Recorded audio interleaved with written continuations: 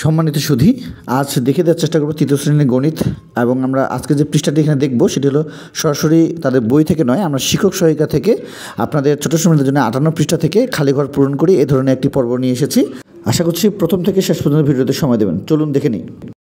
বিসমিল্লাহির রহমানির রহিম। সম্মানিত সুধী, সকলকে আসসালামু আলাইকুম। আশা করছি সকলে ভালো আছেন এবং সুস্থ আছেন।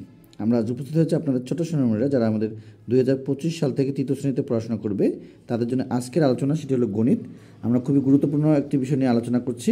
আমরা আজকে সরাসরি শিক্ষক সহায়িকা থেকে পৃষ্ঠা 58 থেকে আজকে আপনাদেরকে সহযোগিতা করছি। সেটি হলো সরাসরি শিক্ষক সহায়িকা থেকে, কিন্তু আমরা এই পৃষ্ঠাটিকে নেওয়ার চেষ্টা করেছি শিক্ষক সহায়িকা থেকে।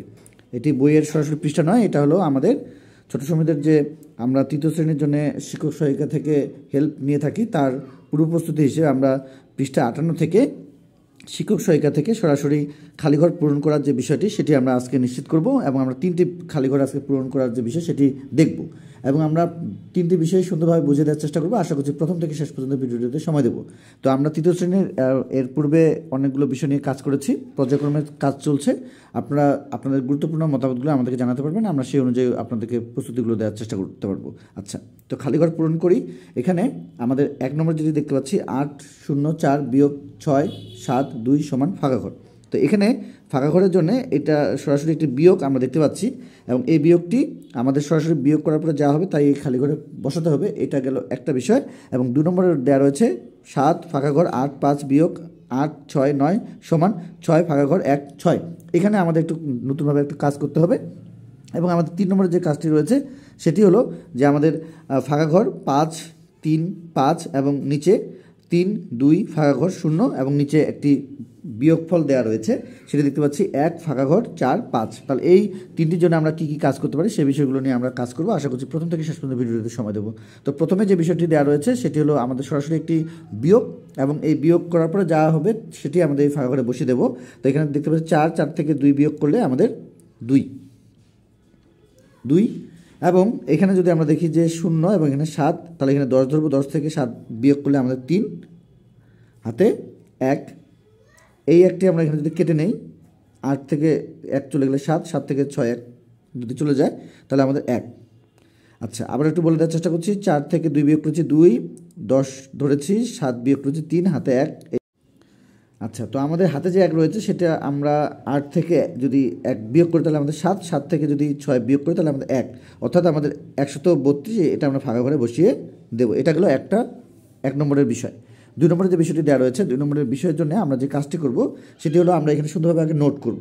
2 নম্বরের জন্য আমরা নোট করব 7, এখানে ফাঁকা ঘর, এখানে 8 এবং 5 এবং আমরা এখানে লিখব সেটি হলো 9, এদিকে হলো 6, এদিকে হলো আমাদের 8 এবং এখানে আমরা যদি বিয়োগফল হিসেবে যেটি আমরা পেয়ে যাব সেটি আমাদের এখানে যেভাবে দেওয়া রয়েছে 6 এবং এদিকে 1, এদিকে হলো আমাদের ফাঁকা ঘর এবং এখানে রয়েছে আমাদের 6, এটা আমাদের দেওয়া রয়েছে।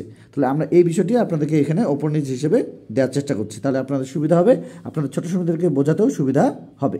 তো দেখে দেওয়ার চেষ্টা করছিলাম তৃতীয় শ্রেণীর গণিত আমাদের শিক্ষক সহায়িকা থেকে পৃষ্ঠা 58 থেকে। এটা কিন্তু সরাসরি বইয়ের পৃষ্ঠা নয়, শিক্ষক সহায়িকা থেকে আমরা আজকের এই 58 পৃষ্ঠা থেকে আপনাদেরকে দেখে দেওয়ার চেষ্টা করছি। তাহলে এখানে 5টিকে আমরা 15 ধরবো, যেহেতু 9 বড় রয়েছে। তাহলে 15 থেকে 9 বিয়োগ করলে আমাদের 6, এটা ঠিক আছে। হাতে 1, এখানে হাতে যদি 1টা কেটে নেই তাহলে 7, 7 থেকে 6 চলে গেলে 1, এটা হয়ে গেল। এখন আমাদের এখানে একটা ফাঁকা ঘর দেওয়া রয়েছে এবং এখানে আবার একটা ফাঁকা ঘর, এখানে 8 দেওয়া রয়েছে। তাহলে 2 নম্বরের জন্য আমরা বুঝে দেওয়ার চেষ্টা করছি।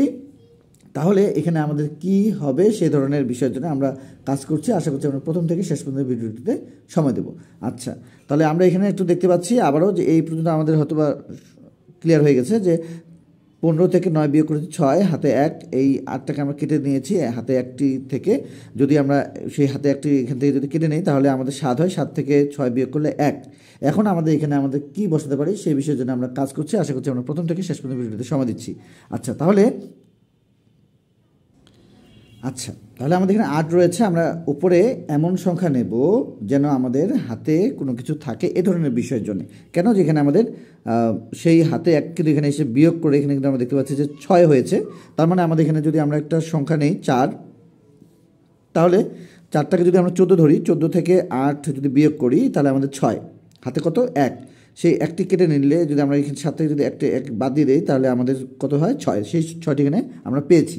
এখন আপনি বলতে পারেন যে এখানে আমরা 4 কেন নেব। আপনি যদি এখানে অন্য কোনো সংখ্যা নিয়ে থাকেন সেটি হতে পারে, একটু আমরা দেখে নিই। এখানে যদি আমরা 3 নিয়ে থাকি তাহলে একটু আমরা দেখি যে 8, 9, 10, 11, 12, 13, 5, এখানে 5 হতো, হাতে 1 এখানে একটা কেটে নিয়ে আমাদের 6 হতো কিন্তু। তো এই বিষয়গুলো আমরা আমাদের ছোটো সুন্দরভাবে বোঝানোর চেষ্টা করব, যাতে করে এই ফলাফলটি আপনার এই সংখ্যা থেকে এই খালি ঘরে সংখ্যা বসিয়ে আমাদের জন্য এই বিয়োগফলটি তাদের সম্পূর্ণ হয় সঠিকভাবে, সেটি আমরা একটু নিশ্চিত করব। এখন আমরা এখানে আরেকটু 3 নম্বরের বিষয়টি দেখলে আমাদের আরও ক্লিয়ার হয়ে যাবে। আমরা এখানে 5 দেখতে পাচ্ছি, নিচে 0, 5, এখন এখানে দেখতে পাচ্ছি 3, এখানে আমরা দেখতে পাচ্ছি ফাঁকা ঘর, এখানে 4। তাহলে এখানে আমরা কোন সংখ্যা বসাতে পারি একটু আমরা খেয়াল করব। আমাদের এখানে রয়েছে 3 নম্বরে এখানে আমাদের ফাঁকা ঘর, এখানে আমাদের 3 নম্বরের জন্য এখানে ফাঁকা ঘর 5, 3, 5, নিচে 3, 2, ফাঁকা ঘর 0।